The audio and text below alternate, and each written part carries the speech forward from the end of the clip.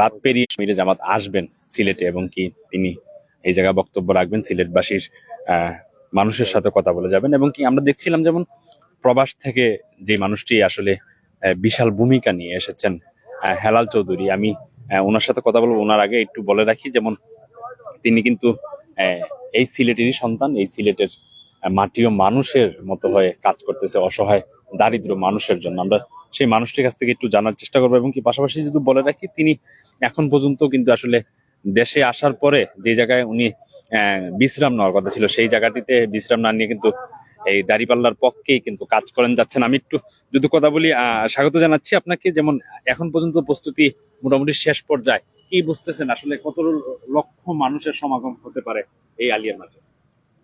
আমার মনে হয় 5 থেকে 6 লক্ষ মানুষ হবে, ছাড়িয়ে দিতে পারে। অনেক লোক হবে, অনেক। কল্পনার বাড়া, কল্পনার বাইরে এটা হবে। আমরা দেখতেছি দিন থেকে আপনি খুবই পরিশ্রম করে যাচ্ছেন বাংলাদেশে আসার পর পরই দাঁড়িপাল্লার জন্য। আসলে কি মনে হচ্ছে এখন পর্যন্ত আসলে এই সিলেটে একে? সিলেট পুরো বাংলাদেশই তো দেশের। এখন দাঁড়িপাল্লা আসছে দেশে ভালো করার জন্য। এতদিন তো আমরা লুটপাটের মধ্যে ছিলাম, সন্ত্রাসীতে ছিলাম। এখন শফিকুর রহমান সাহেব, আমাদের শফিকুর রহমান ভাই নতুন দেশ গড়ার একটা বার্তা নিয়ে আসছেন। এই জন্য আমরা সবাই মিলে কাজ করতে আসছি। আপনি তো বিদেশে ভালো ছিলেন, কেন আসলেন বাংলাদেশে? কে চায় না যে দেশকে বিদেশের মতো করতে? একমাত্র দেখলাম শফিকুর রহমান ভাই, উনি হলো রাইট পার্সন।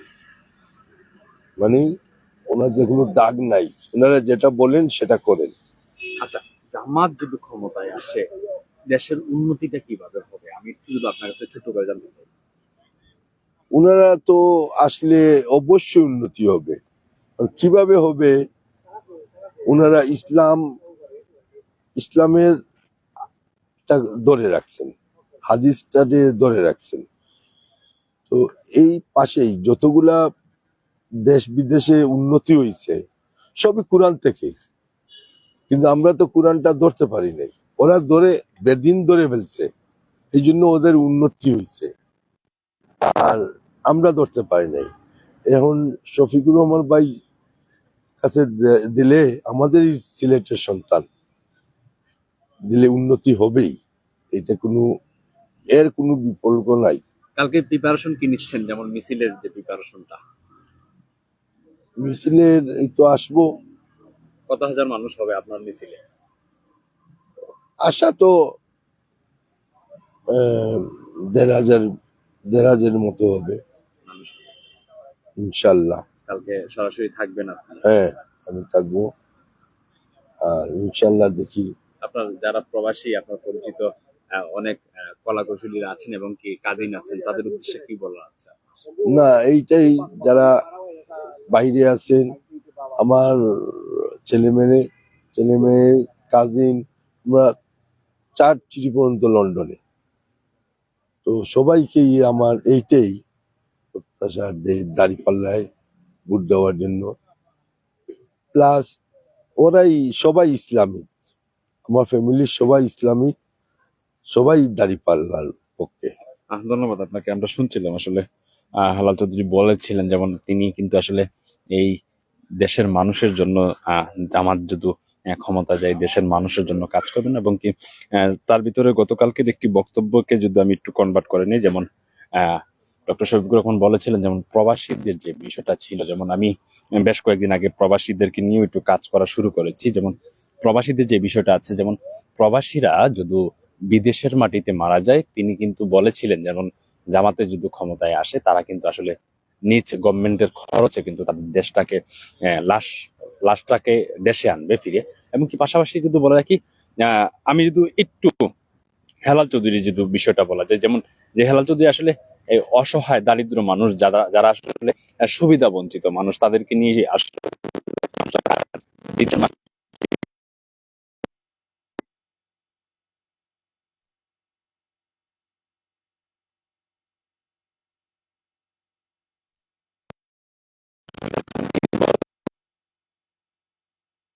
হয় আমি এই অসহায় দারিদ্র মানুষকে আসলে আহ, দেওয়ার চেষ্টা করবো যতটুকু পারি।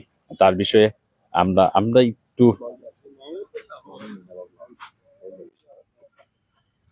রাহুল ভাই, লাস্ট আপডেটটা, একটা মিনিট, লাস্ট আপডেটটা ভাই, কালকে প্রিপারেশনটা ভাই, লাইভে আসছি।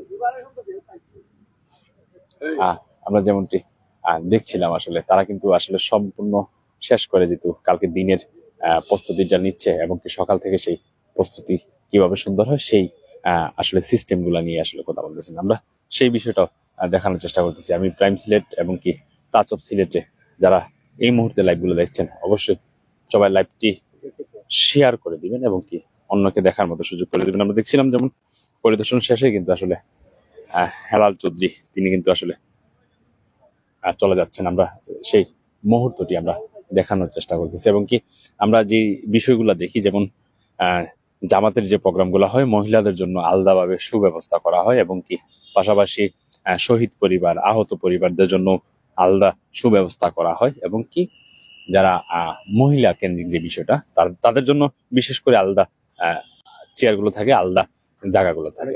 পাশাপাশি সমাবেশটা শুরু হবে সকাল থেকে, এবং কি এলাকাটা হলো সিলেটের চৌহাটা পয়েন্ট আলিয়া মাদ্রাসার মাঠ নামে যেই মাঠ পরিচিত। মানে রাজনৈতিক এবং কি আহ ধর্মীয় যে প্রোগ্রামগুলো হয়, খেলাধুলা যে মাঠে হয়, ঠিক শাহজালালের ঠিক মাজারের পাশেই যদি বলে রাখি সেই জায়গাটি। এই ছিল